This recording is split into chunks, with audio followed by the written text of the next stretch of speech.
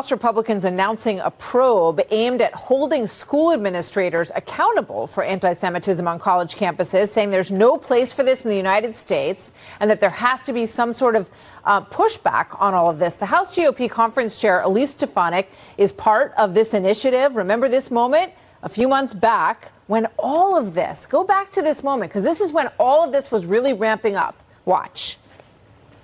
Does calling for the genocide of Jews violate Harvard's rules of bullying and harassment? Yes or no? It can be, depending on the context.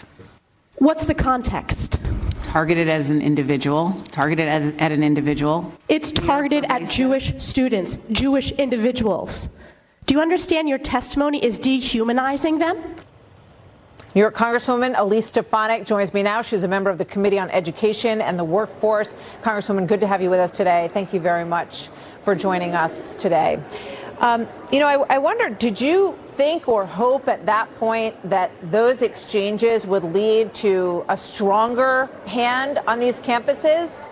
And what do you think about what happened?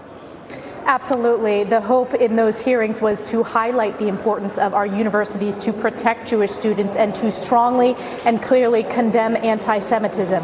We have seen the exact opposite. In the case of both Harvard and Penn, while their university presidents were forced out because of their morally bankrupt answers to my question in that historic hearing, we have not seen those schools step up to protect Jewish students. Then, of course, we had the Columbia University hearing with President Shafiq, where clearly their strategy was say whatever you have to get through the hearing to try to avoid the fate of the Penn and Harvard president, but yet their actions, they weren't taking any action on campus to protect Jewish students, to address the rise of anti-Semitism. And now you see President Shafiq just failing. Instead of standing up for safety and security on campus, instead of showing moral leadership, they have allowed the pro-Hamas mob to violently take over the historic Hamilton Hall, named after Alexander Hamilton. So our schools it is a crisis across America, not just at the elite schools, but you're seeing at higher ed institutions across America, which is why House Republicans under Speaker Johnson's leadership have announced a congressional-wide investigation and probe on this, looking at federal dollars, looking at the foreign student visas, looking at foreign funding, making sure that we're standing up for U.S. taxpayers who fund many of these institutions. Yeah, it's a great point. There is so much work to do, Martha. Yeah, it's a great point. In terms of these foreign student visas, if students are arrested and the police figure out that they are here on a student visa, should they be deported? Yes, absolutely they should be deported. Just take a step back, Martha.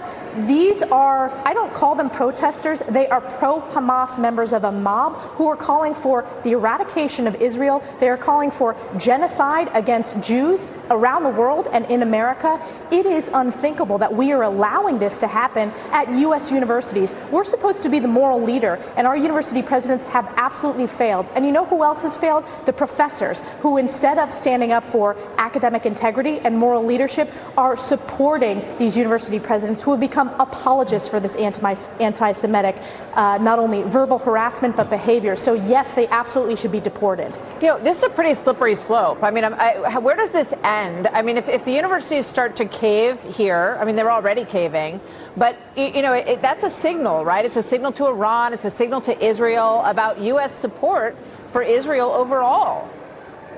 Yes, and again, people around the world are watching. There is a reason why the testimony of the Harvard, Penn, and MIT presidents was the most viewed testimony in the history of the United States Congress, with over 1 billion views in a week. And that wasn't just views within America, that was views around the world. So these universities need to step up, and they're failing to do so. So Congress is going to step in, because remember, Martha, billions of dollars of hard-earned taxpayer dollars go to support these universities, and American taxpayers don't want to support anti-Semitism. They oppose anti-Semitism, and we know that we're going to continue to stand up for what's morally right. And the other double standard that we're seeing from these universities, in the case of Columbia, Harvard, Penn, they rank the lowest of the low when it comes to standing up for freedom of speech. They only vociferously defend freedom of speech when it comes to calling for the genocide of Jews, and that hypocrisy has been so clear.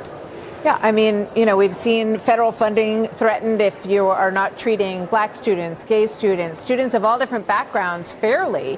And it's hard to imagine a scenario where it shouldn't be also threatened in this case when you're not protecting Jewish students. GOP Conference Chair Elise Stefanik, thank you. Thank you so much for being here today. Thank you, Martha. Good to see you. So coming up.